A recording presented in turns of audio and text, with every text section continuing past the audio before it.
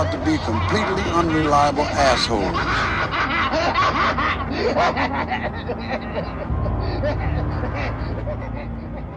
All right, and hello, Tim.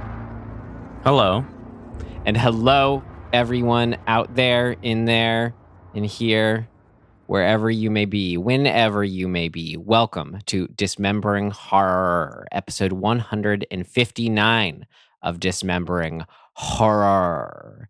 The podcast show where myself, Ryan McDuffie, and myself, Tim Aslin.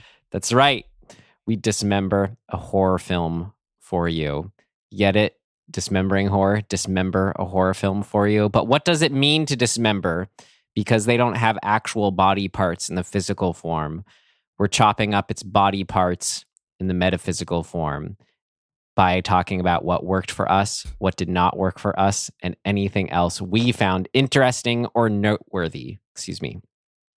Noteworthy. You're excused. You're excused. Thank you. Wait, hang on. You're going to have to excuse me. Got it. Got it. Great. Yeah. Glad you took care of it. There's always so much to talk about, not just with films, but with horror films especially. We find that the dark places they allow us to venture can be especially fruitful because the conflicts at play can seem especially rife. Is rife a word? Sure. You all know what I mean. There's a lot to pick apart about them, a lot to delve into, as we like to do. And today, for episode 159, we went back to 1964, notably 4 years before Night of the Living Dead. Some similarities there.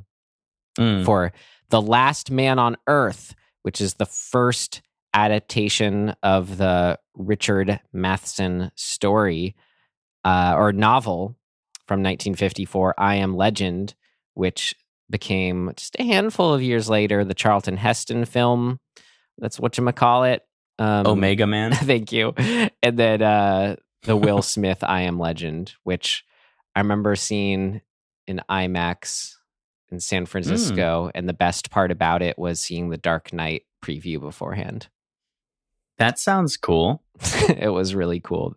It was the opening scene of the Dark Knight. It was that they just showed in its entirety. It was great. It was awesome. Sweet. It's much better than the movie. But we are not here to talk about either of those movies. Sorry for the tangent. Forgive me. And here we go. For the 1964, The Last Man on Earth. Tim, anything else to say on it before we jump into our trailer? No, only that it was released in black and white, but I watched a colorized version of it. Unwittingly. Well, shoot, Tim. I should have given you the Blu-ray I rented. Yeah. We're going to have a differentiation in our what worked, as in stark Probably. Black and white photography was one of my what worked. Yeah, it happens. All right. Good to know. Good context to have.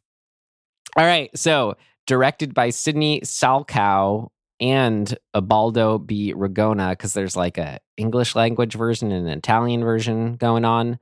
Screenplay by Logan Swanson and William F. Leicester. And Logan Swanson is a fake name for Richard Matheson. Wanted his name changed for the screenplay credit.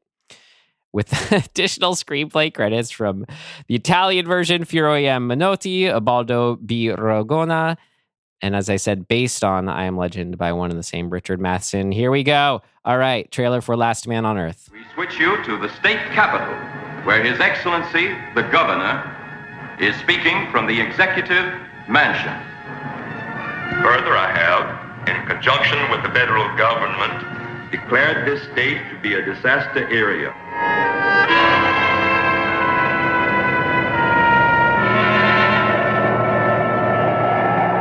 I was sent to keep you here until they come. to kill me.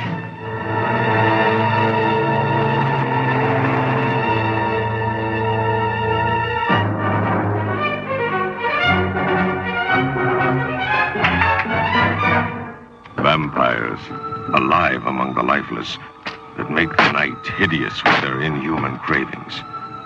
If they are not destroyed in the flaming pits of hellfire, or staked to the ground in the light of the sun, will the unbelievable become real? A world of inanimate zombies by day. All right, there we have it, Tim. Horrifying attackers by night. 1964 trailer. Last Man on Earth. So, Tim, per our rating system, what would we tell ourselves? Would we tell ourselves to avoid this film, stream this film, rent this film, or buy this film? Who do you want to go first? I'll go first. I would just stream it. It's cool, but it's not great. That's a great in summary review, Tim. I agree. I agree wholeheartedly. Stream it. It's fun, like weekend afternoon kind of watch, warm up watch, Yep. Twilight Zone kind of mood, all that stuff. Vincent Price is great. Mentioning here for the first time who's starred in it. Well, we'll get into all that what worked, but yeah, felt more like a stream it. You don't really, you don't regret kind of stream it. Don't regret. No regrets, indeed. All right. Well, fun. Now, Tim, if that's all we got to say on our rating, we got to summarize this film adapted from a novel. Okay. Here we go. I'm going to crack some knuckles.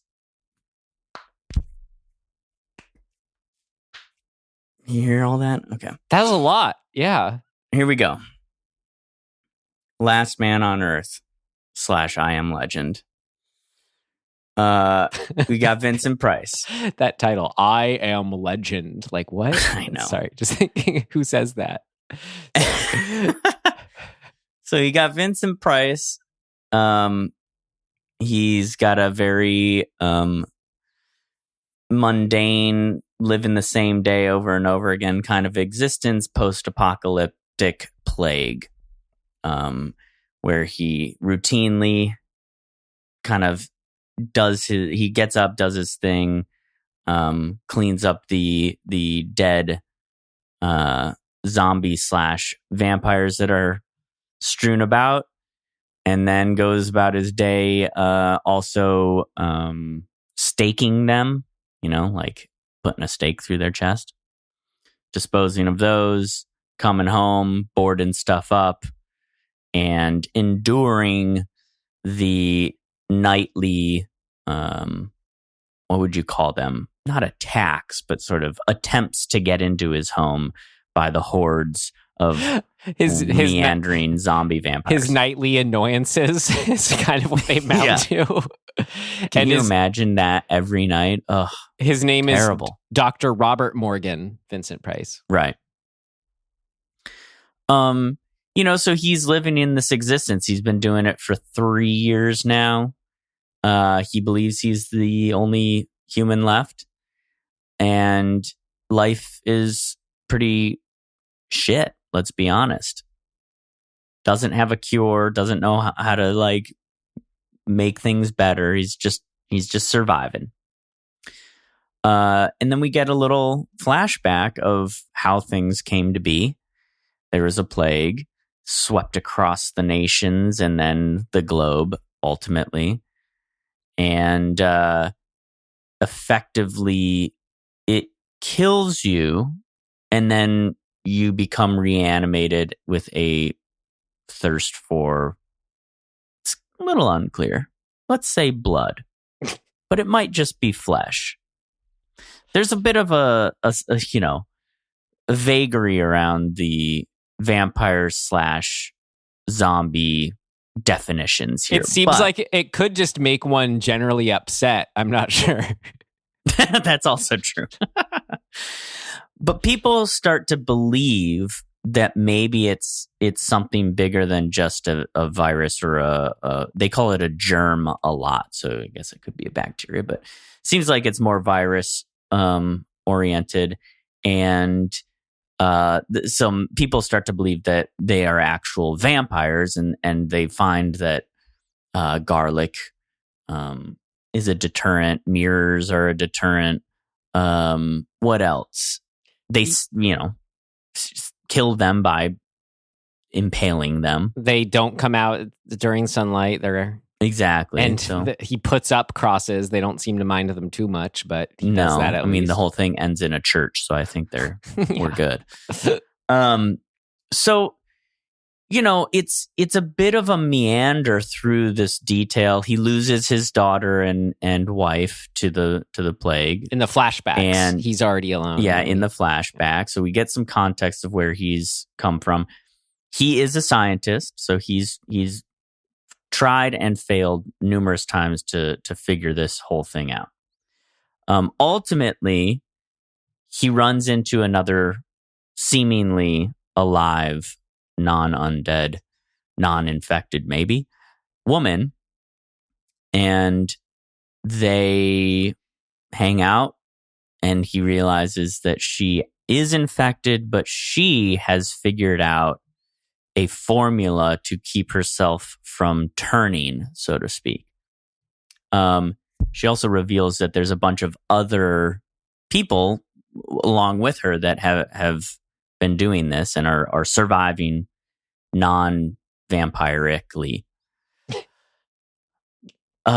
much to his chagrin. But then he cures her by giving her a blood transfusion because he has antibodies, because one day, many years ago, he was bitten by a vampire bat. And such as will happen antibodies. when you're Vincent Price. This year-round bats. That's right.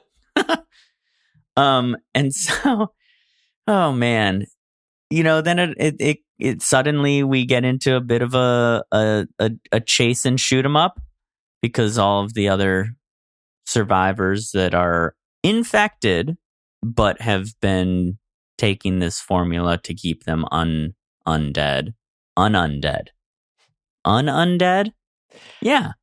That makes sense, yeah. Alive, but dead, but alive. I'm alive, but I'm dead, but I'm alive. And they chase him down. The woman is like, no. He maybe, should I tell everybody that he could cure us? I don't know. Maybe I'll just run after you all. And they end up in a church, and the mob, the alive, but dead, but alive mob just kills him.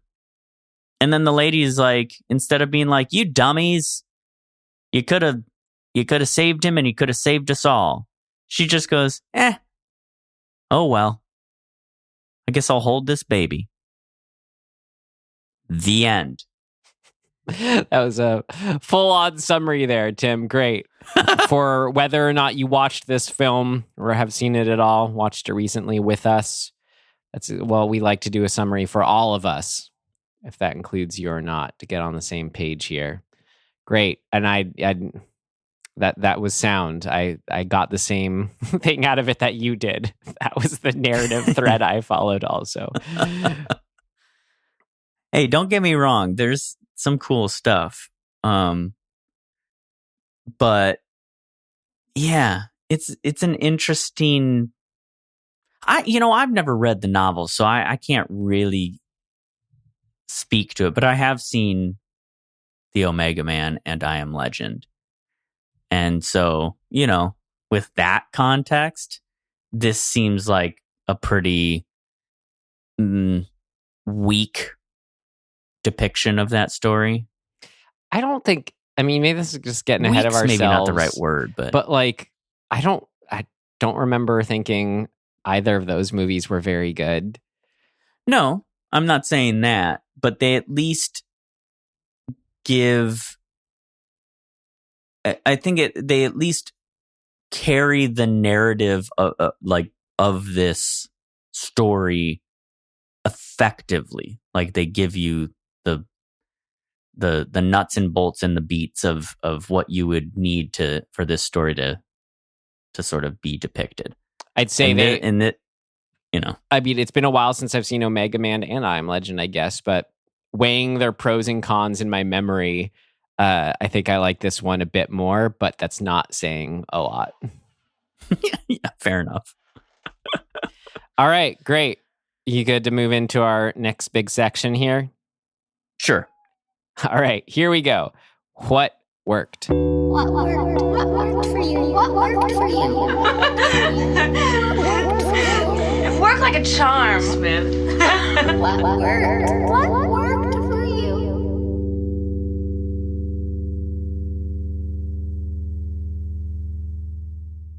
You know, for me, the big takeaway from this is a tone thing that I really, really like.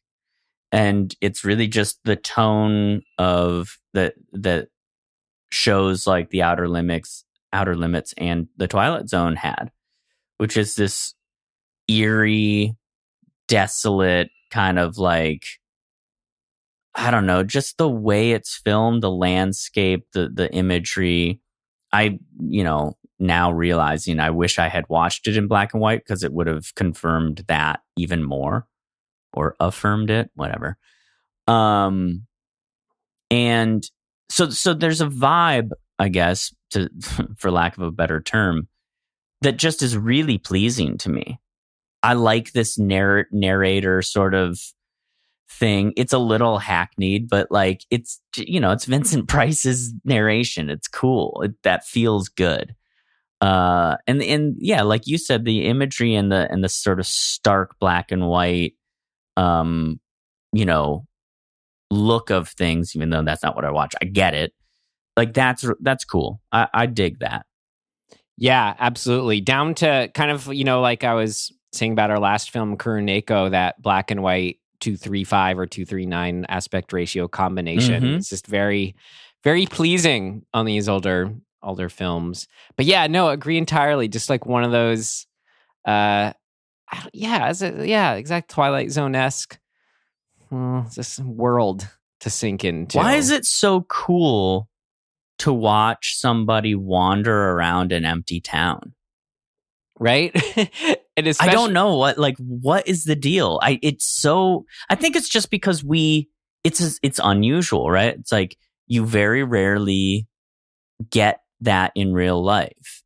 You have to like make a point to be like, oh, I'm going to be awake at, 5 a.m. or something. So it's this almost otherworldly time when you can experience that, and it's short-lived, so it's kind of it's precious in a way. Yeah, that actually makes me think of something I had for things of note, but is actually I think more of a what worked. But there's just like I'm just curious as to the why behind its working is why I had it there. But it's the how did I put it?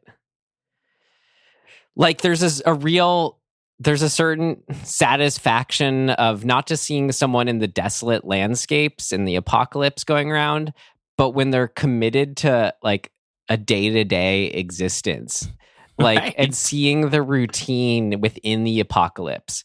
It's kind of like, it can range from this, where he's checking the boxes, extolling like, food has become mere fuel, whatever is going through his head.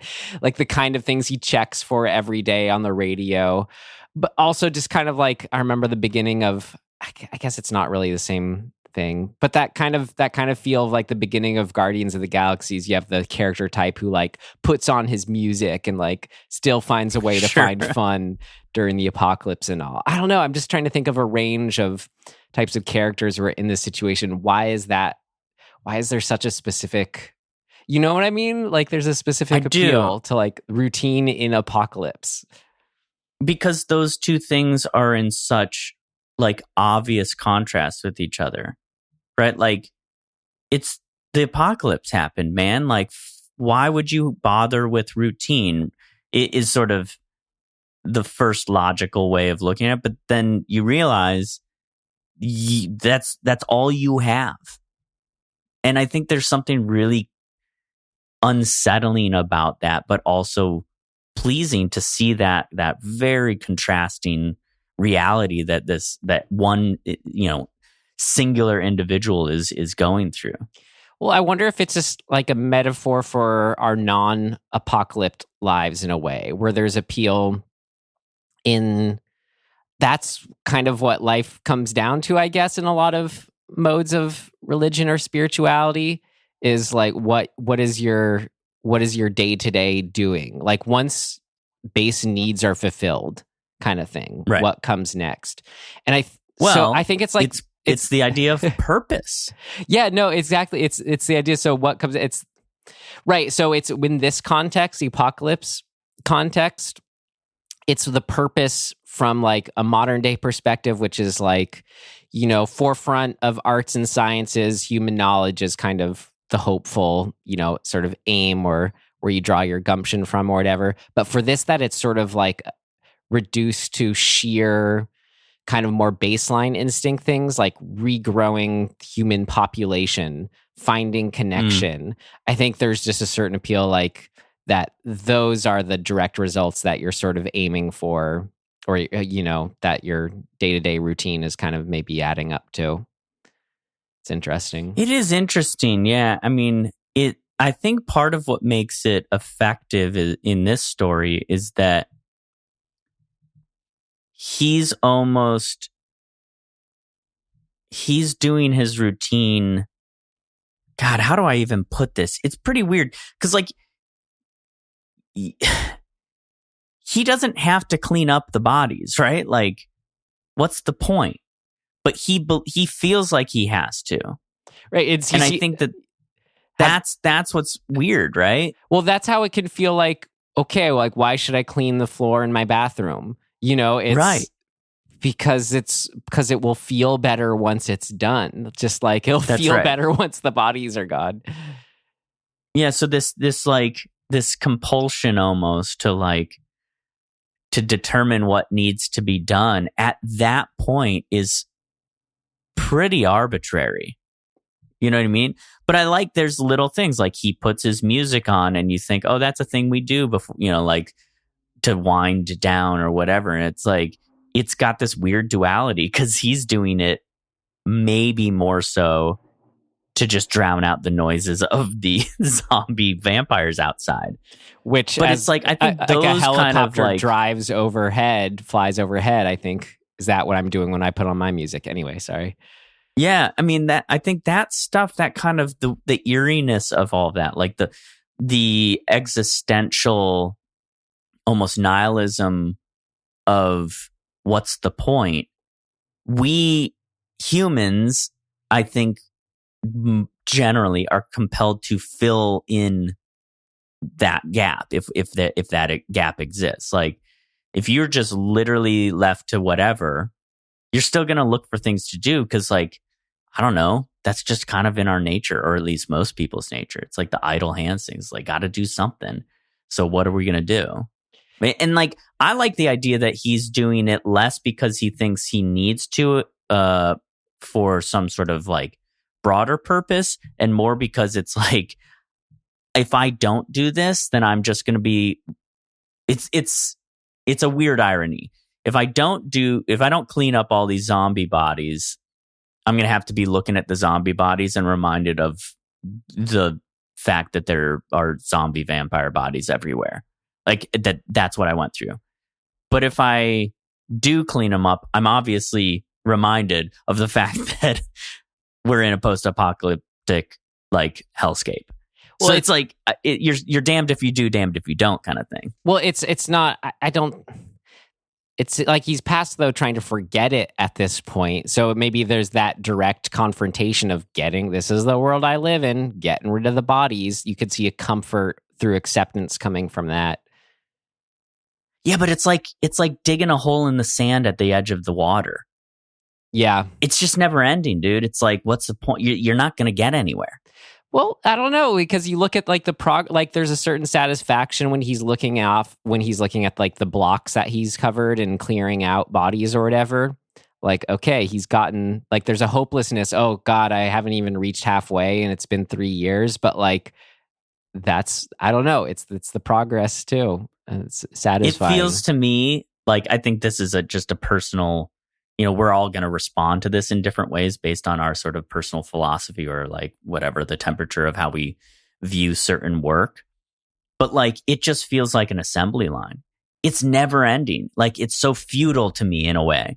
But like, I get why why the character is driven to do it. It's almost it's right on the edge of insanity, which is important for this story. It's because we're watching a guy just sort of dance on the wire of insanity. Well, think of it as like these stories, they're similar in theme to Groundhog Day a lot. Right. You know, and what Phil Connors sort of comes into is, well, you know, it's almost besides the point what the sort of the net, there are no net actions from my cumulative days aside from like me, you know, getting better at piano or whatever. So it just becomes about making the best of each day is what he learns. And I don't know where I was going with that, but I see the overlap. Well, I think that's the dichotomy that's interesting in this story is it's that along with whether or not this is self-inflicted or, you know, higher power inflicted, I think he kind of grapples with this idea of like, is why him, right? Like, why is he the one who stayed alive? Is this a punishment? Is he like paying a penance? Is this like some sort of trial for him that he has to, like, this seems like a level of hell, right? Like in Dante's Inferno. I don't know if it actually is because I don't remember what they all are, but it feels like that kind of thing where you got to live the same thing Groundhog over and Day. over again. Right. But the question is there a higher power that's like doing that so that you figure something out on a character level? Like, is he thinking that philosophically? Or is that the point of the movie? Is for us to glean some sort of sense of that one way or the other? Well, what I like about his character, and you kind of look at it as this is a kind of, there's characters will kind of either be a this or that in these traits, but he's the kind of character where he doesn't really seem to be too concerned or thinking of those terms. He's someone who's just very, like, he's the studious, evidence-based scientist, you know? He's not, like when he's doing his day-to-day actions, it seems like he never really stopped to think about like what he's doing each day. It's just this is the best thing to do, and this is already what I'm doing. Right. And we see he has those moments of kind of, there's a human underneath there. Like, I loved that scene when he breaks down from laughing into crying while watching the old films of his family. Right. But I don't know. I think there's something admirable in people like that. And if you aren't naturally that's sort of healthy for us, I think, to gravitate in that direction. But at the same time, it's interesting. You kind of think you do the opposite. Is the opposite, I don't know, whatever you are, kind of learning more how to be comfortable with the opposite seems to be good for you. So I wonder, like, I don't know, I was just going to say, like, do we want to see this guy take a break at all, you know, and just waffle a bit more? But he's got plenty of time for that too. I don't know. I guess I'm just kind of going off of what you were originally saying of like, who is this person? Why is he doing what he's doing? Well, and why, and the depiction of him, why does it make us care? Yeah. But I think it does. It's sort of like, we're like, oh man, this guy, like, what a weird place to be in. And like watching him go through this sort of mechanical routine of like, got to do this, got to do that. We're constantly going, okay, yeah, yep, you got to do that. But then we go at a certain point, we go, wait a minute, why? Yeah. Does he have to do it? And then he just barrels forward, right? He just keeps going. But then, like, I think the strength of there are moments of strength in this movie that come out of, obviously, because that's the context of the movie, when something else shows up that breaks his routine, right? So the dog, for example, dog showing up, he's like, oh, hell yeah, a dog, like, chases after the dog, totally like changes his whole daily thing. Like, it breaks the monotony. But it's futile, right? Like, it ends up being honestly, like probably he's worse off for having that, or I can see some people believing he's worse off, right? Like you see that and you go, oh, well, what was the point? Mm-hmm. Like you're just sad now because you had to bury the dog because it's infected too. Yeah. And so I like this because I like this philosophical kind of back and forth of what's the point in general and what's the point in the face of hope. So don't give people hope if it's just going to turn out bad, I think is a really tricky and dangerous way to look at the world, right? Like I experienced this. I had pets growing up and they died, right? Because that's what happens. And allergies aside, I tend to say or hold on to a philosophy of what's the point of getting another pet if I'm going to have to go through the trauma of that pet dying? And that's a really like pessimistic way to look at the world, right? Like, to be like, instead of being like, oh, I get to experience the joy of having this pet for as long as it lasts. I think that having, in my case, cats that died and one of which died fairly traumatically was enough for me to go, you know what? I'm just not going to participate in that anymore. I'm not going to attach, like, I'm not going to get emotionally invested in a thing like that again. And so I think it's interesting to watch a movie with that's sort of, depicting a character that's grappling with some version of that. Like, do I invest anything in this thing if I'm just going to be disappointed? That's a pretty, like, depressing outlook to have. Yeah. Well, But I think when does he have optimism in this movie? For about 2 seconds when he figures out that his blood is the cure for this plague. right. Well, you could say there's a sense of optimism just in the fact that he's doing his day-to-day routine. Or I think I feel that from watching him, but I agree that seems more like what I was saying before. He's just the kind of person who is just doing it because it's what you do, and he never really stops to think about it. And that nihilism or that pessimism is, I think, his downfall in the end, in a way. Like, to get into the ending a bit, I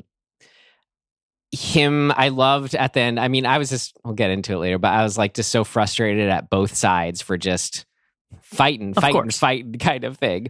But Yeah. I thought it was thematically sound and apropos that his ending, he's not yelling, wait, I can save us. He's yelling, freaks. He's yelling at them like freaks. Right. So he's doubled down on this kind of this pessimistic worldview, or this sort of almost doubling down on what he was doing and like murdering all these vampires, I guess. Right. Like he has to, in the end, he has to justify all of the terror that he's caused. Like, he's destroyed a lot of these people that he could have saved. Right. And so, and how do you come to terms with that? You don't. You just double down on, you know what? I was right. You're all freaks anyway. So what's the point? Exactly. And that's what I think is interesting that. when I was trying to describe a difference between kind of someone who default just does the things they're supposed to be doing day to day.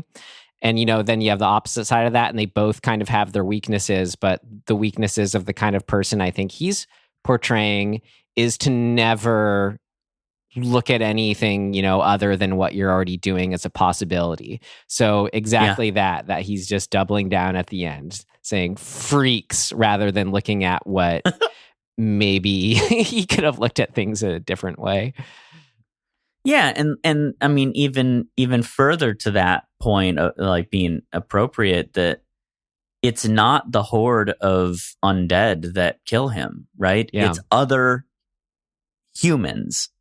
Like, they're alive. They're dead, but they're alive. But they're alive. Yeah. Right? And if y'all just shut up for a second and listen, you could be fine and solve it. But that's what I think the biggest sort of this is why I love these movies, is because they, this was an era of film that did this, I think, quite a lot. It's the tragedy of like miscommunication, and just that humans, they're gonna act first and ask questions later, and that's just a terrible philosophy to have, but it's so embedded in our nature. It's in beyond so many philosophy. different ways. That's what's horrifying about it. It's instinct. Right, exactly. Yeah. So like, I like all that stuff in thematically, like you said, like that it's fun to play around with those things. Now, was this movie ultimately successful broadly beyond that? I don't know, but like, at least it's doing that. Like, it's doing it. I left the movie going, oh yeah, okay. Yeah, and we ended with that same thing, right? Like, it's very Rebel Without a Cause, right? Like, Sal Mineo runs out with the gun, gets shot by the cops because he's a teenager with a gun. And then James Dean runs out and he's like, yeah, but I have the bullets, man. You guys just waited a second. Like, just wait. And you didn't. Yep. You killed him. Unstoppable force, often represented by authority. Exactly. Well, I think there's other good stuff to say about it, though. Maybe not so broad, but like you already said, I wanted to second Vincent Price's narration. It's just like that. It is kind of, I don't know. Yeah, you default want to think like it's hokey, but the fact that it's Vincent Price, it's just great. Yeah. Same with just watching him go around and look at things and stuff, all that. So it's really interesting that just, I don't know, it's just an interesting place in film history and depictions of vampires, but just something that they are like straight up vampires in some ways, of the stake through the heart, the garlic, the reflections, but it has this sci-fi Twilight Zone-y tinge to it. Is interesting combo in that sense. I was kind of taken by, I liked. And then I don't know, this is I don't know if it's good or worked, but it tickled me. I enjoyed it. Just how then, yeah, maybe that they aren't the typical vampires after those traits. Whatever they are, I just got a kick out of. Like that they'd yell and like they'd yell beyond just noises. They knew names. They'd say things like, come out here, Morgan, Morgan. It's them calling Morgan to him. Like, they're smart enough to use tools to carry wooden planks to try to beat down doors, but not smart enough to think of a nail removal or like to actually just like taking out the boards a little more carefully. So it's just interesting, like the level of intelligence or vice versa stupidity that they kind of depict them arriving at. Whether it's consistent or not, I don't know, but in the moment, it's just interesting and weird and unique and fun how they're depicted as cavemen, zombie vampires, like whatever the heck they are. Yeah. It's amusing. Yeah. I think one of my favorite moments of this whole movie is, so Ben is Morgan's friend and colleague, and we meet him in the flashback and whatever. He's kind of one of the first people to be like, jump into the superstition of, I think they might be actual vampires. And Morgan, of course, is like, that's ridiculous. Vampires don't exist. And then, of course, we see Morgan later just doing the things that you do to keep vampires away. So he's bought in on some level. But that this idea that Morgan is effectively haunted, quite literally, by Ben's, zombie vampire form. And I think that's the person who's yelling Morgan. Oh, it is. It's not, he's the one who had, like, they retain some sort of self and memory, but they can't really, I don't know, they're this weird zombie version of themselves. But they have, whether it's actual, like, what's the word for this? Like, they know what they're doing, they know what they're saying, or it's just their brains are just attracted back to a thing that they knew. Either way, it kind of doesn't matter. But there comes this point when maybe this isn't what didn't work, but no, it still isn't what worked. It's kind of half and half. Like Morgan's like, he's explaining to the woman who shows up, like, oh yeah, that's Ben. When I find him, I'll put a stake through his heart. But he's like, he's been outside this whole time. It's not like he doesn't have access to him, right? Like Ben is outside of Morgan's house every night, moaning, saying, Morgan, let me in. I'm coming for you. But that's all to say that my favorite moment of this entire movie is Ben breaks into the house. He grabs the woman, pulls her outside. Morgan separates them, and then the all of the sort of military guys show up. And there's a shot where Ben has been kind of pushed away from the woman, and he like leans up against the wall, and then the trucks start to show up, and he looks over and like scurries out of frame slowly. He sort of falls out of frame. And then they cut back to the guys and then back to the house, and Ben is on the roof. Instantaneously on the roof. And the way the sequence goes is just so hilarious and like fun to me. It's like this, I want more of this in this movie. But like he's up on the roof just meandering about now. And the military guy sees him and he goes, there he is, and shoots him. And the way he gets shot, it's just classic kind of stuntman, like gets shot and then they cut to the actual stuntman, and he does like a really, really, I don't know how to describe it, a really well controlled dive off of the roof. And it's just everything about it is so kind of corny, but kind of hilarious and also great all at the same time. And the way he yells when he gets shot, he's like, oh, yeah. It's just everything about it is hilarious. Feels appropriate for like what you want out of Vincent Price movie in a way. Yeah, exactly. I wasn't sure if you were going to include this in the context you were giving. You kind of alluded to it. But specifically that tension between Ben and Morgan that we see in the flashbacks of Ben being like, well, there are these stories about this is something that people are reacting to, acting this way. And Morgan's, like, oh, but those are just stories. It's right. It's great though that in that the Ben ends up being kind of more correct. There's maybe we should have looked into this somehow. So it's as if like any of Morgan's regrets in that regard are like you said, come back in the form of a ghost still haunting him. Yeah. Like that they were arguing about this thing that he ended up being wrong, you could say, on, and then to have that literally continuing to berate him in that form is a lot of fun. Yeah, I mean that trope of sort of the dead friend looming about and reminding you, or just being there as like a specter of the past and American Werewolf in London. Failings. Totally, like that has it. I mean, A Christmas Carol, right? That's one of the older versions of that. I'm sure there are older ones, but in film we've seen it quite a bit.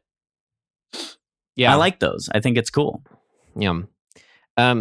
Some other things in the flashbacks really worked for me. I mentioned just how genuinely disconcerting it was with the kid getting sick and making me feel for Morgan in that sense, and watching him and his wife have to deal with that. Just like, God, brutal. Like, seeing a kid, just get blind and imagining that happening to your kid, was brutal. And like calling out.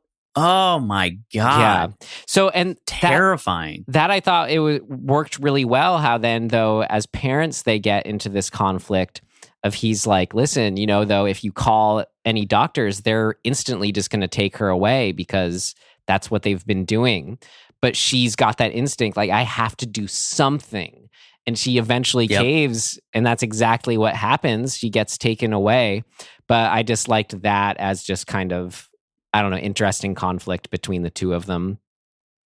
And gave you something I think to chew on. that sequence might be the most upsetting by quite a long shot. Yeah. And then the way it culminates too, just sort of the him and his wife C story, whatever you might call it, where she shows up at the door and how she looks in her vampired state. Yeah. It's really eerie, the way there's something about her eyes that they did with her makeup, making one of them off a little bit. It's super disturbing how she looks when she shows up in that moment they share. Well, she had to crawl out of the ground, so it's gonna have an effect. She's just like a little bit decayed. Yeah, tiny exactly. bit. Well, that's dark. I mean, that is dark. Yeah. I did think, like you can kind of, there are definitely moments and sort of ideas that we've seen repeated and spread across the pantheon of horror that came after this. Like you mentioned, Night of the Living Dead. There's definitely there's vibes that similarities in that.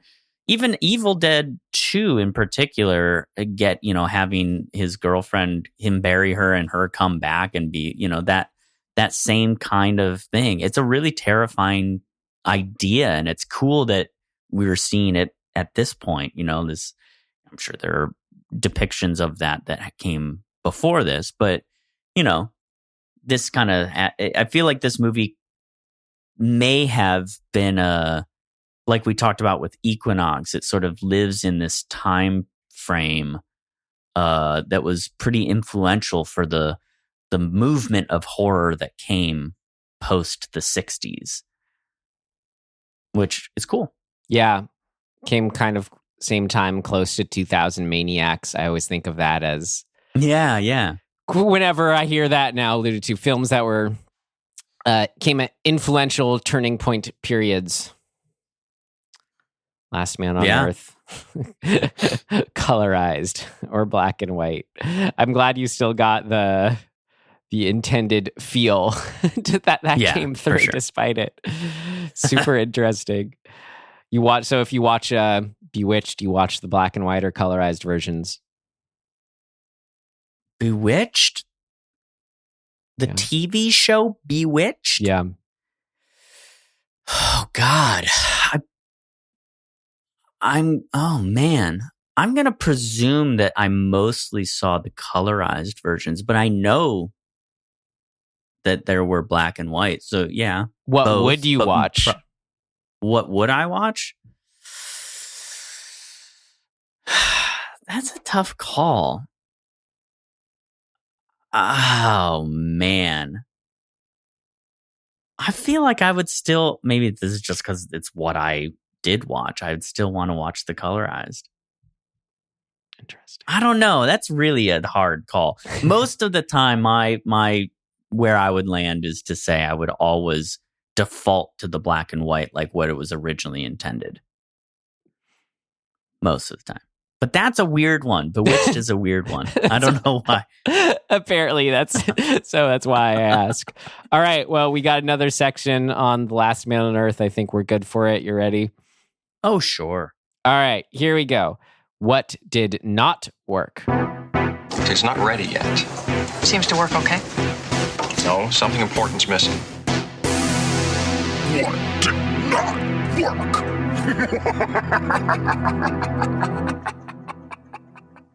When you talking about that friend, how that's kind of a trope or a TV trope or whatever you'd call it, the friend who's haunting them, the person from the past who's there to appear. Like, I'm like, oh yeah, that is kind of a thing that's done.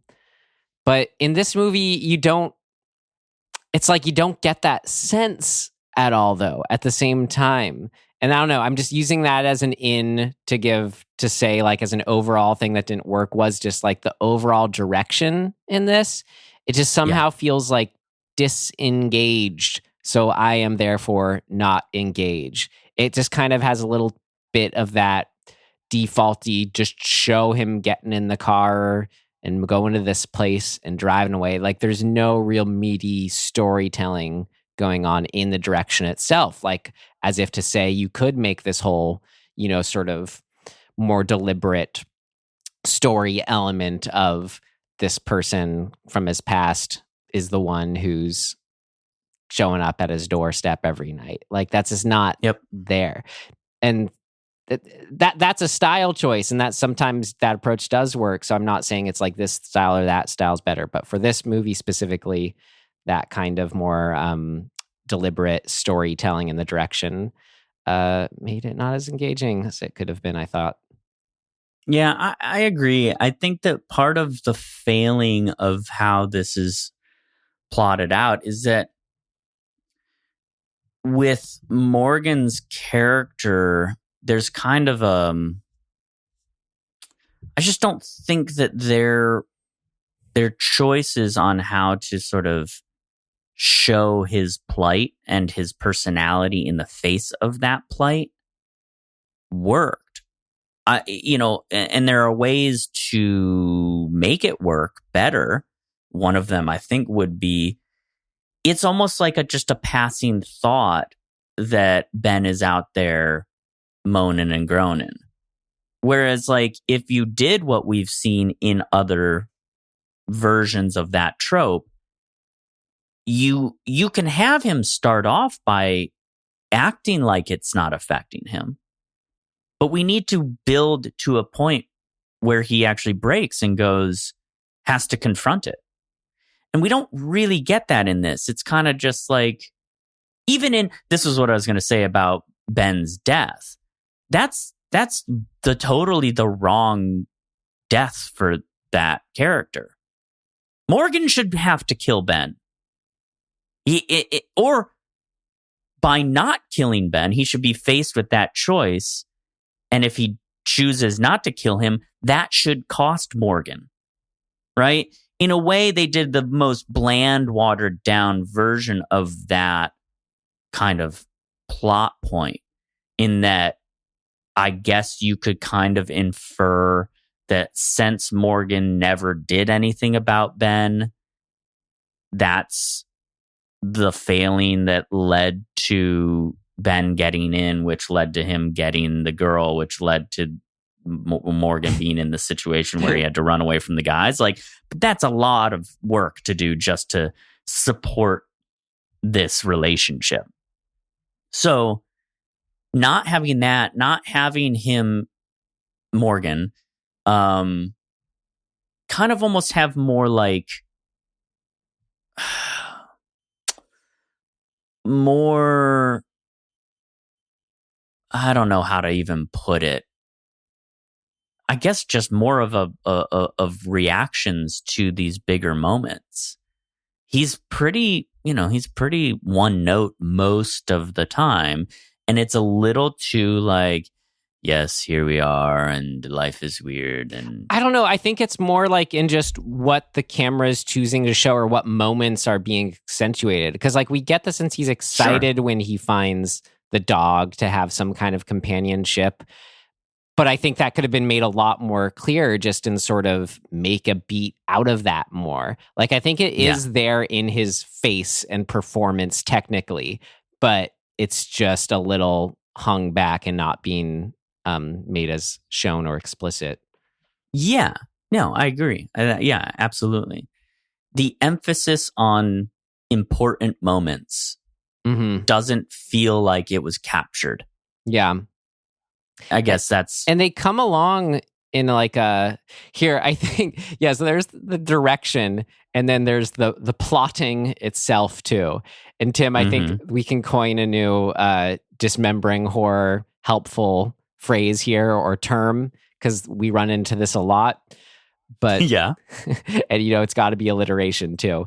So the case of plotting. Yes. My God. We see it so often. It's really annoying. Yeah. And I think that mostly because it's interesting. The flashbacks integrated, they kind of worked and didn't work. Like at first I was wondering if that was a part of it. They both had the sort of ups and downs. Like, it was kind of weird. Like with the first time he's killing one of the vampires, it's like they just seem like they're just a person just lying there sleeping, and he just comes in and brutally murders. There's no like suspense or reveal about them or anything like that. So like just that, you know, it's not Right. it's like as if the filmmaking's not aware of what that moment should be. But Now- so just real quick to get to say just I think the overall thing about the plotting not working, so I was getting to, was that there's no like defined strong goal or trajectory. Like we get the sense, Right. yeah, he's looking for someone else, but that the dog and then the woman, they don't show up until, you know, till 2/3 of the way through, at the way end, at the beginning of the third act. So even if it's just like I'm obsessed with clearing out this one area, or there's this one, it can be something that's just sort of in his day-to-day important to him. But just having nothing like that is what I think contributed most to the plotting for me. Absolutely. I was just going to say, you know, the only, I guess, benefit of the colorized version is it was very clear who was a vampire and who wasn't, because they're blue. Funny. They're like gray blue. All right. So when he goes in and is like actually killing them, you know that they're vampire zombies. But I almost think that it's better to, like, it's even more crazy and like potentially upsetting to the version you saw, where you don't know. You're like, damn, I hope that was a zombie vampire, because otherwise he's just straight murdering people. Well, it's what it feels like. You get the sense of maybe they just have that ghoulish eyeshadow or whatever going on. Mhm. But it was kind of funny, watching where it's like, how horrible are these quote vampires he's killing? Like, are they just fighting each other because they're fighting each other? Like, he's just killing them because, like, did one attack him ever? Like, I guess so. Yeah. But I don't know, the way they are so sensitive to pain and clearly not wanting to die and are semi-intelligent. There's just something kind of I don't know, just kind of surprisingly gruesome about when he's killing them off. That's an interesting point. I think it's important in, let's take zombie movies in particular. I think it's important when you are making the rules, like you're showing the rules of this particular version of zombies. You do really need to have like a scene or a sequence that establishes the threat and the rules of that threat.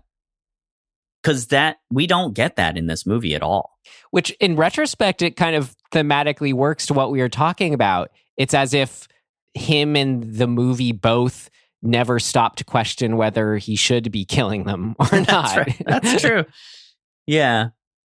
I mean, but, or you know what would be even, I think, stronger is to, since we have this protagonist as the narrator, have an unreliable aspect to his narration and have him set up early on these rules so that later when he, you know, shit hits the fan, so to speak, part of that change is him being faced with his mistaken rules. Right. Well, and then we get to see him go either come to terms with it, or in sort of the way that they do it in this movie, where he doubles back down on his, you know, initial way of looking at it. Well, that's exactly like, how we were kind of defining his character. He's not someone to kind of show doubt at what he's doing or believes in. And that could be kind of made known from, you know, for the audience perspective, or just make that clear up front. So he's an unreliable narrator in that sense. But it's not, that's not really communicated that, oh, well, maybe that this is someone who could be a little overconfident in what he thinks and what he's doing. I think they undercut him really badly in the lab scene where they have the like boss man kind of being the one who's like determined and has this certitude of what's going on. And then Ben shows up and he's like, oh, that guy's, just telling us all how it is without like really thinking. Like, that's a cop-out to me. Make Morgan the one who is that character. Exactly. Like, what are we doing? He already is that character, so make him that character. Why did they add this this boss guy to, it's little things like that where I don't know. It's like, well, it's probably because it was in the weird novel. Decisions. It was probably in the novel, and when it's in the novel, it doesn't matter if we're with Morgan's character witnessing, his first person reaction to as if it was him was the one in his opinions getting judged. But if it is, I mean, sorry to belabor this, but like, let's say that that's a device in the book to establish some sort of sense of hierarchy within the medical scientific community that he's in. Have it matter to him. Why is Ben the one pointing this out? Like, Morgan, if Morgan and the boss man are both on the side of this certitude thing, who cares? But if Morgan has a different opinion and goes along with, like, begrudgingly goes along with his boss because that's the hierarchy, his boss is telling him what to do, and he's getting along to get along, then that matters when things change. But the way it is they're the same character in this depiction, so who cares? Yeah. In that case, then Ben is the person who should be like, yo, what's your problem? Not, hey, what's that guy's problem? We don't even know that guy. We don't care about that guy. Right. It's not, if you're going to use it as a tool to depict authority and authority's like skewed version of certitude, you better do it. This sort of is, maybe that was their intention, but it's loose. And it doesn't like add up to anything. Well, I just don't see any intention being there. And to clarify, I wasn't actually saying, I wasn't using the because it was that way in the novel as an actual defense. I was saying that as they were not doing their work to adapt it. Right.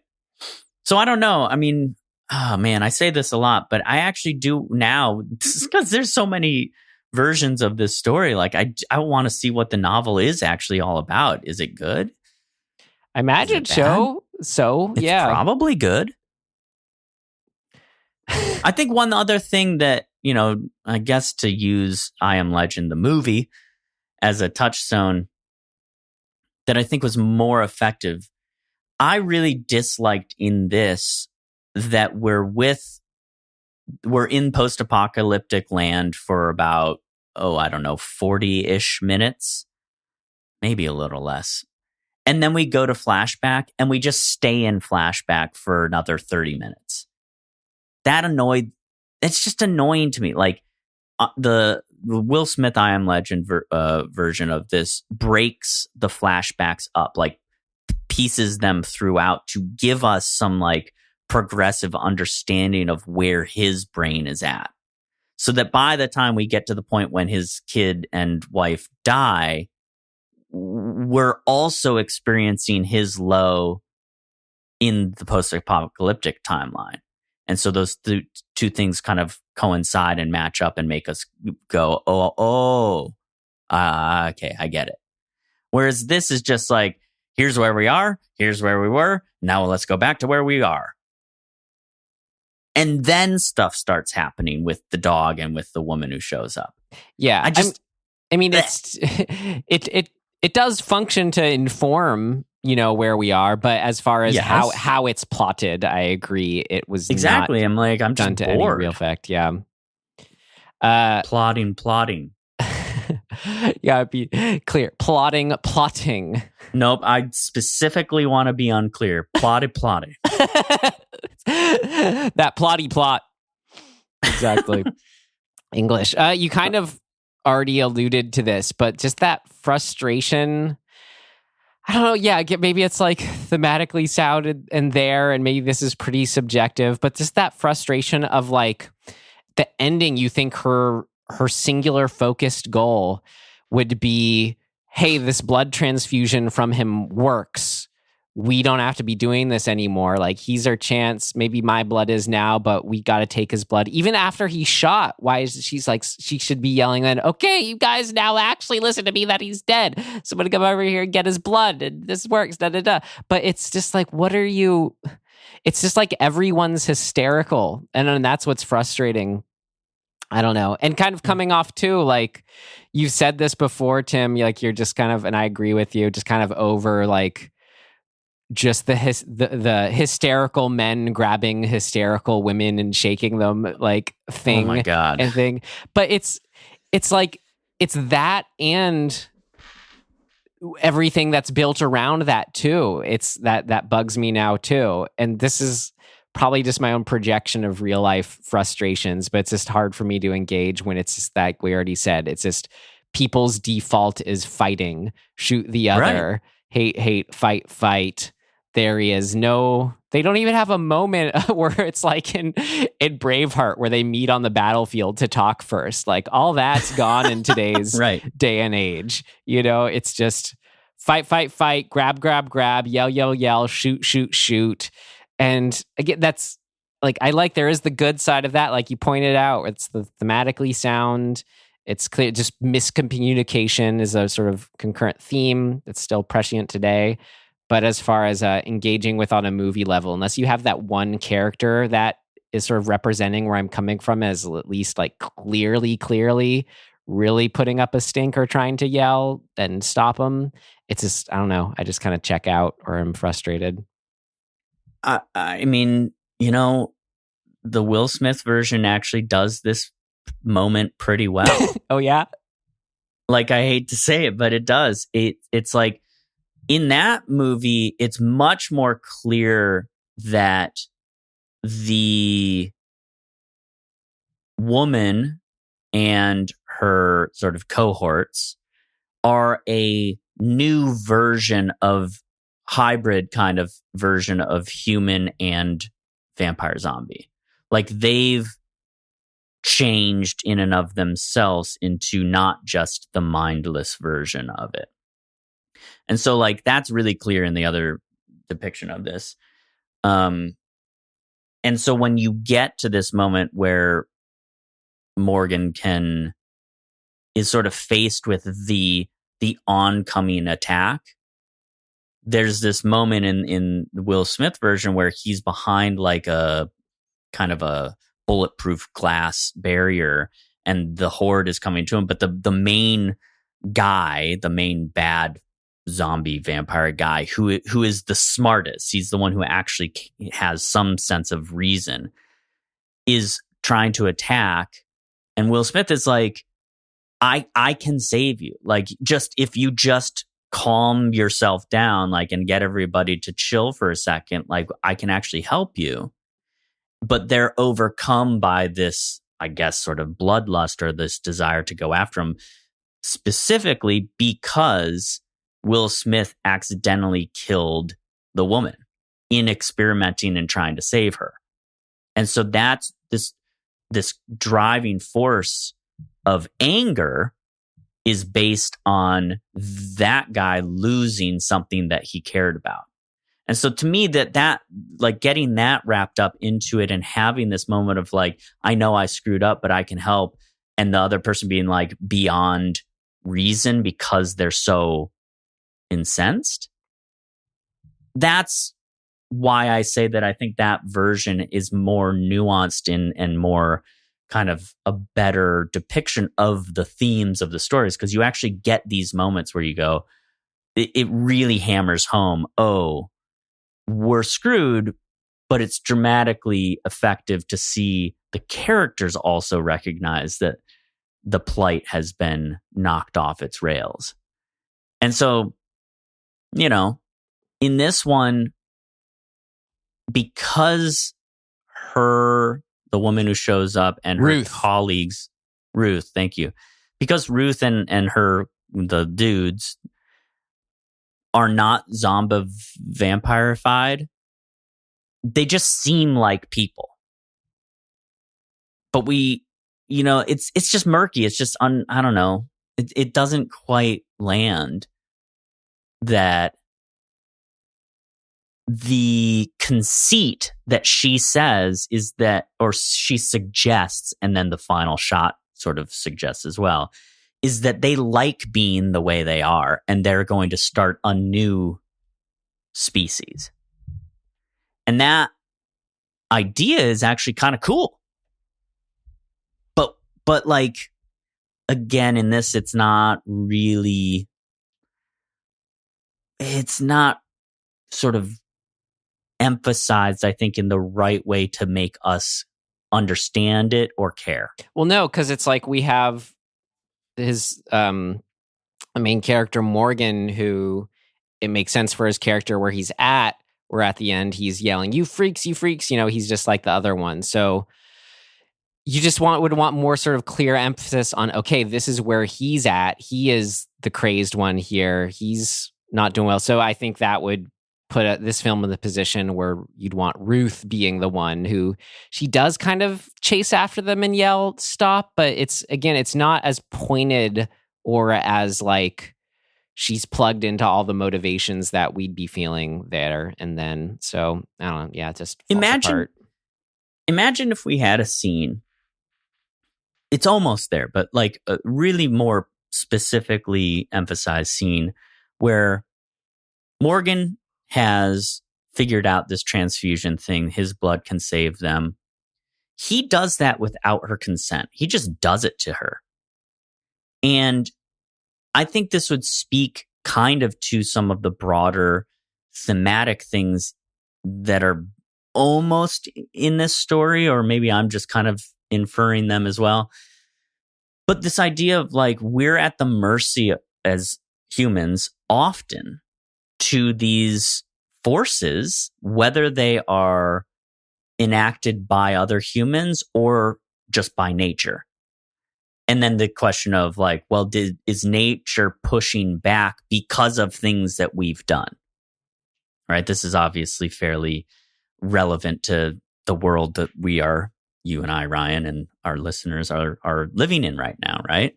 We don't know, why we're experiencing our own plague, but we are. And there's a lot of conjecture as to why that might be or where it came from or like what the causality is. And I think that's really interesting stuff.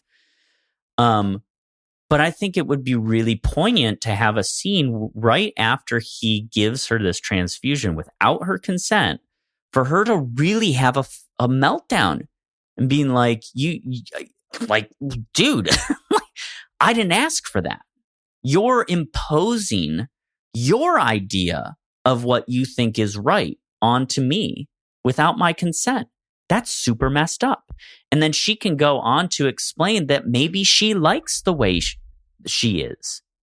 And maybe that's not such a bad thing. It's an opportunity for Morgan to be faced with this idea of evolving into something different and not hanging on to these, dogmatic ideas of who he is or the world that was. And that, to me, having that scene would really, really get us into the frame of mind where then he can fight against it and make bad decisions.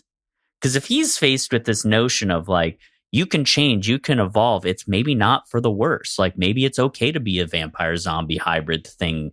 And maybe we can start a new world with that. He could be like, whoa, what are you talking about? I just saved your life. And she's like, I didn't ask for your saviorness. Yeah. Her reaction to seeing her reflection, it would probably be more nuanced than what it is, of not just necessarily instant joy. I can see myself again, but like it's different from how she's learned to live. Like, yeah, you're right. Thered be a bit more going on than what's left to the imagination here. I mean, I think it'd be so cool to have her look at her reflection, have us and Morgan with this expectation of joy and all that stuff, and have her be like, I didn't ask for this. Like, this is horrible. And have him be like, wait, what? I'm trying to help you. She's like, it doesn't matter that, like, the result. I didn't ask. You know, like, you just decided my fate.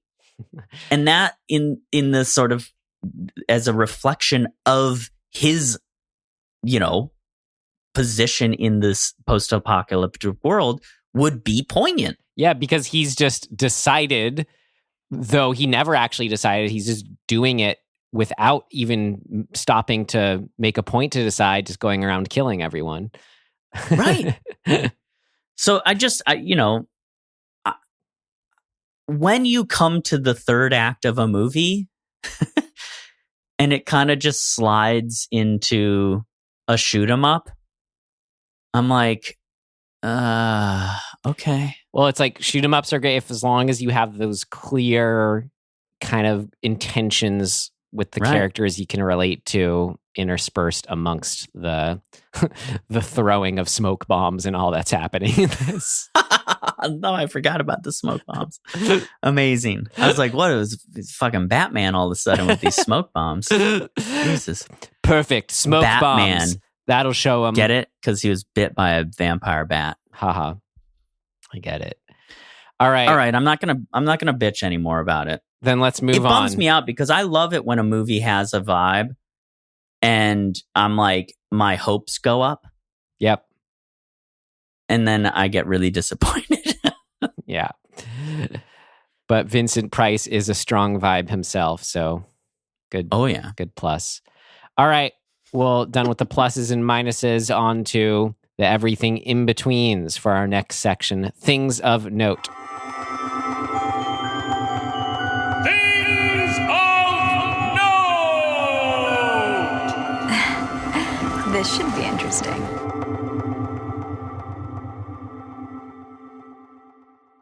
Just because it's easy to get through, I want to read the differences from the novel here that are listed in the Wikipedia. Thought was interesting. Oh, cool. Yeah. So, bullet 1, the protagonist of the novel is named Robert Neville, not Robert Morgan. Okay, weird. The protagonist's profession is changed from a plant worker to a scientist. That's a big one.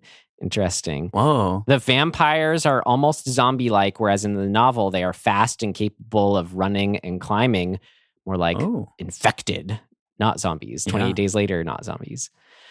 Though I just call them zombies. The dog that shows up on Neville's doorstep in the novel is timid and comes and goes as it pleases, in contrast to the dog in the film, just I guess trying to get away. In the novel, the relationship with Ruth differs slightly in that no transfusion takes place. A cure seems implausible, even as Neville hopes he will find one, and Ruth escapes after Neville discovers that she is infected. Neville is not captured in the novel until many months later. Even then, he barely fights back. The novel ends shortly before Neville is to be executed. Ruth returns to give him suicide pills and finds it ironic that he has become as much of a legend to the new society as vampires once were to Neville's world. Hence the title. Oh.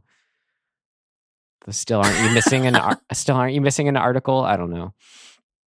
The novel implies that the vampire plague resulted from a biological disease. The origin of the disease is never explained in The Last Man on Earth and is altered in the subsequent adaptations. Here we go. Okay. Interesting. Still want to read it, but yeah. Yeah, I did too. Yeah, there was another thing I saw that I thought was kind of weird is in the development phase. The British censors were like, no, you can't produce this. Too much. Like, why? What was their issue? I don't know. It doesn't explain. I don't know. It's like, what was wrong? What was so that made them say, no, you can't produce this movie? Well, it was mid 50s versus mid 60s, which, I mean, still, I'm like, come on, guys, but like paints a little better of a picture, or of just kind of like anything that's too... God, I mean, could have just been down to like depiction of widespread disease killing off a family to maybe in the novel, in the original script, there were more gruesome interactions with how the vampires are killing the humans. Like, I don't know. Well, maybe it was because of who purchased the rights, which was Anthony Hines, the Hammer horror producer. I don't know. And the British censors were like, you're already on our shit list. I don't know. Yeah. They didn't like gothic horror at the time, it's weird because then Hammer horror obviously did fine, kept making stuff. Maybe it's just odd. It has to do with the sheer amount of vampires, which okay. brings me to, I thought was interesting on the Blu-ray. There's a little interview with Richard Matheson. And I thought was funny how it started off. Who knows if this is entirely it, but at least how it was edited, his quote here. He basically explained that he got the idea for the novel just thinking about, well, Dracula's scary, a vampire's scary. So what if you had a whole world full of them? Like, it was as simple as that. Just that what if. It was funny.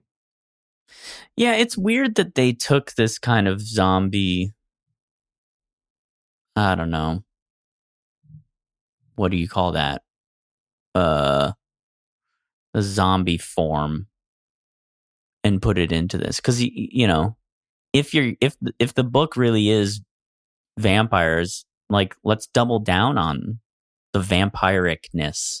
It's just so funny how the first one goes the most opposite, because if you sit down and go, well, one vampire is scary, what about more vampires? You think that's on the level of like The Lost Boys, Fright Night, near to any of the multitude of kind of zombie gangs, or even a city of zombies, or encampment of, vampires.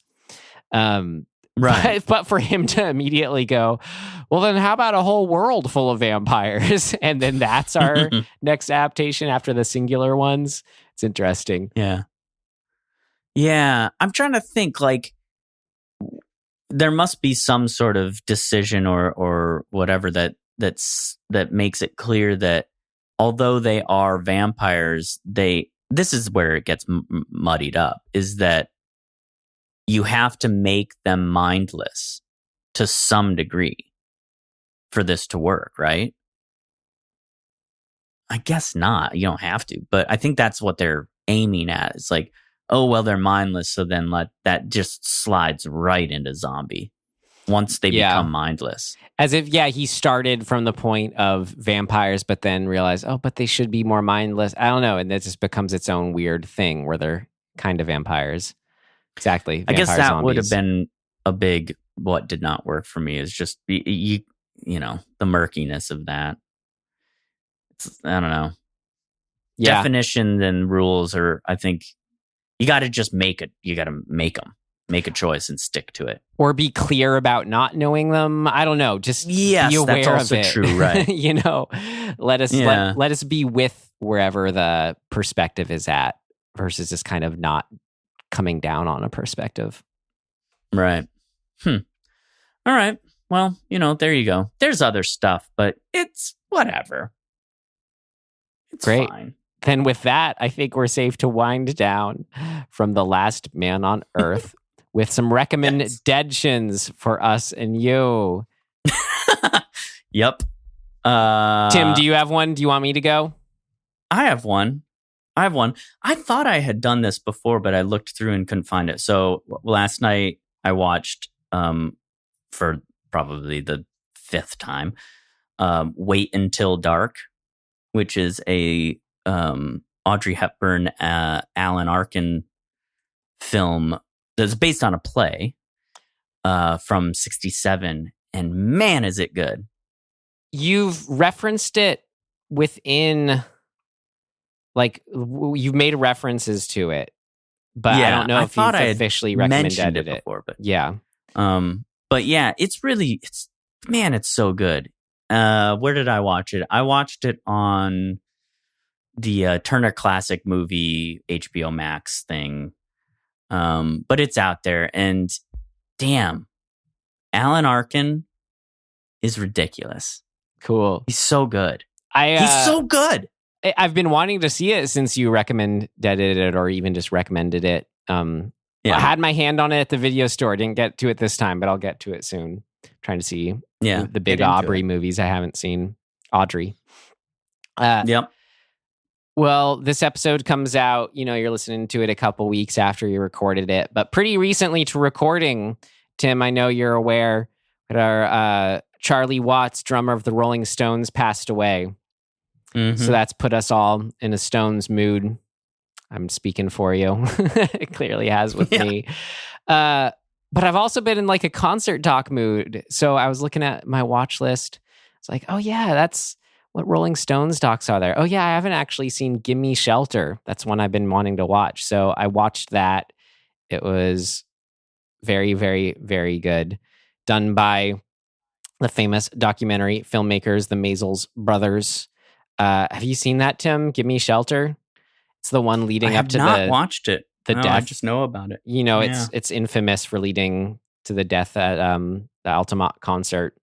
The same time, though, is incredible concert documentary, or just concert show, like just the performances it gets, before it all goes down. But the way that it sews together the seriousness of what happened there, it's just like you couldn't picture it being done in a better, more sensitive way, and sort of human, I don't know, being a documentary on that itself too. Like it's really just as much about the band kind of, it's not even something you can fully grasp or understand or comes to terms with. But as far as doing all that processing that one can do, it shows the band members going through that sort of concurrently with this incredible concert they were putting on. There's really incredible moments in it, and the music is absolutely rocking to boot.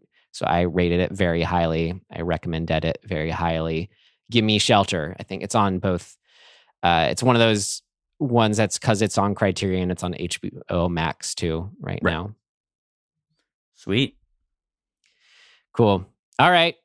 So Tim, how about next week's episode? Is it your turn to pull? Next week's episode here. Let me grab the hat real quick. I'll reach over here. Oh my God. What's that noise? Oh, Tim, it's been so long since I've heard that noise. What is that noise? That's our skull bike bell. Which, remind me if my memory serves correct, Tim, but I believe that means there's a new release film we're going to go see instead of pulling from the hat. That's precisely what it means, Ryan. Well, there's a new, much delayed horror film out right now. The sequel, but remake only in title, to and of Candyman. So we're going to dismember it. Yep. What are you doing over there? What a time. What are you looking at? What a time. I'm taking a picture of the skull bike bell. Great. Don't lose it. All right. Great. We'll look forward to talking about that. Very excited. All right. Well, in the meantime, our big ask is you tell a friend about our fair show here. Should you have made it this far, means you probably liked being here. And if you think of someone else who would, please do tell them. Helps us grow, helps us all out. We're just about keeping that dream alive, hanging out with buds, watching horror movies, dismembering them afterwards. Heyo, join us. Join us. Right. All right. That's all you have on that, Tim. Then I could say, in closing, whether you're the first or the last man on earth, thanks for listening. And we will see you next time. Goodbye.